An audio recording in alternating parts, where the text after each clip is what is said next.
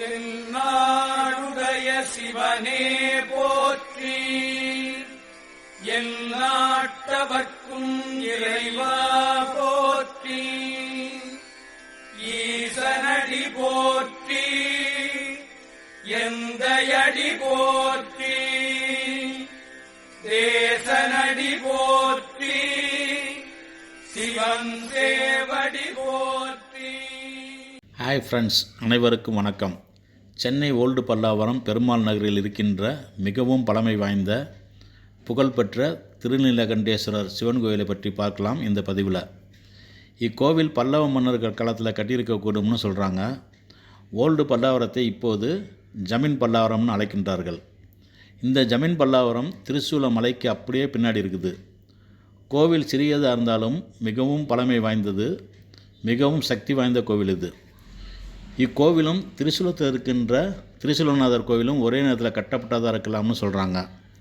கோவிலுக்குள்ளே போன உடனே நேராக திரிபுர சுந்தரி அம்மன் சன்னதி இருக்குது. அதற்கு பக்கத்தில் சிவபெருமான் திருநீலகண்டேஸ்வரர் என்கின்ற பேரோட லிங்க ரூபமாக காட்சியளிக்கின்றார். ஈஸ்வரன் சன்னதிக்குள்ளேயே நிர்மலாம்பாள்னு இன்னும் ஒரு அம்மன் தெற்கு பார்த்து காட்சியளிக்கிறாங்க.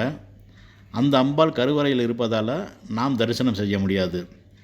நீலகண்டேஸ்வரர் என்கின்ற பெயர் எப்படி வந்ததுன்னு பார்க்கலாம். இப்போது அமிர்தம் பெறுவதற்காக தேவர்களும் அசுரர்களும் இணைந்து மந்தார மலையை மத்தாகவும் வாசுகி என்ற பாம்பை கயிறாகவும் கொண்டு திருப்பார்கடலை கடைந்தனர்.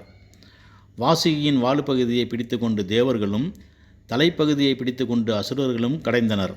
அவ்வாறு கடைந்து கொண்டிருக்கும்போது அசுரர்களின் அசுர பலத்தின் காரணமாக வேதனையும் வலியும் அடைந்தது வாசுகி பாம்பு. அந்த வேதனையும் வலியையும் பொறுக்காத வாசுகி பாம்பு எரிக்கும் விஷத்தை கக்கியது. அந்த விஷம் மூவிலகினையும் அழிக்கும் ஆழகால விஷமாக அது பரவியது.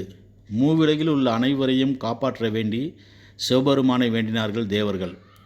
ஈஸ்வரன் அந்த விஷத்தை எடுத்து வருமாறு நாயன்மார்களில் ஒருவரான சுந்தரருக்கு ஆணையிட்டார்.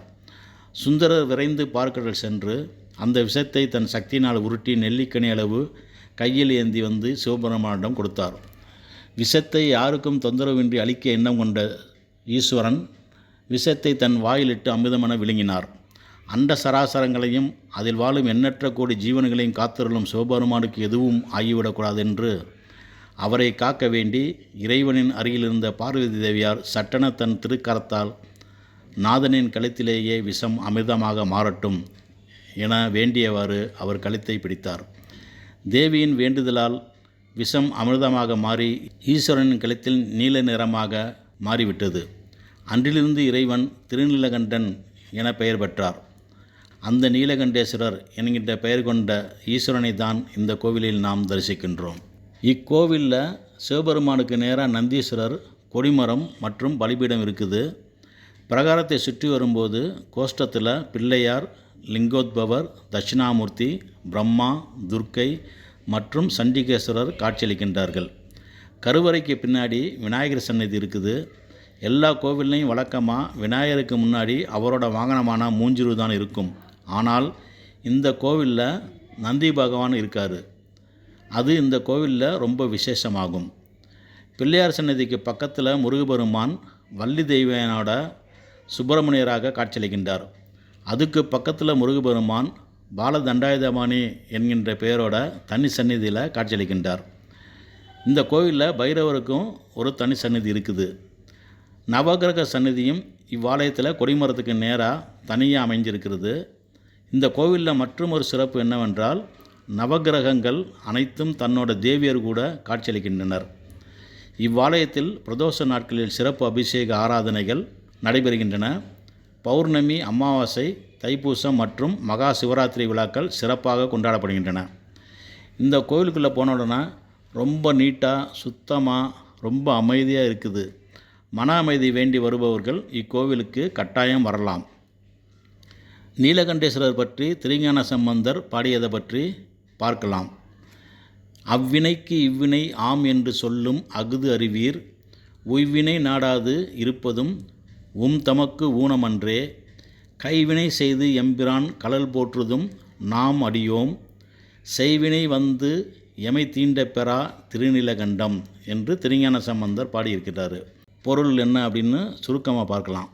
பழைய கர்ம வினைகளை எண்ணி அஞ்சாமல் சிவனை கைகளால் வணங்கி போற்றுவதன் மூலம் எந்த தீவினையும் நம்மை அண்டாது காக்கும் என்பது இதன் பொருளாகும். கோவில் திறந்திருக்கும் நேரம் பொதுவாக காலை 6 மணி முதல் 11:30 மணி வரையிலும், மாலை 5 மணி முதல் 8:30 மணி வரையிலும் நடை திறந்திருக்கும். இக்கோவிலுக்கு எப்படி போகலான்னு பார்க்கலாம். இப்போது சென்னை ஏர்போர்ட்டுக்கு எதிரில் இருக்கின்ற ரயில்வே ட்ராக்கை ஒட்டி பல்லாவரம் சந்தை வழியாக போனால் ஒரு மேம்பாலம் வரும். அதில் ஏறி சுமார் 3 கிலோமீட்டர் போனால் கோவிலை அடையலாம். லோக்கல் ட்ரெயினில் நீங்கள் வந்தீங்க அப்படின்னாக்கா பல்லாவரம் ரயில்வே ஸ்டேஷன் இறங்கி அங்கேருந்து ஆட்டோவில் போகலாம். மினி பஸ் வசதியும் இருக்குது.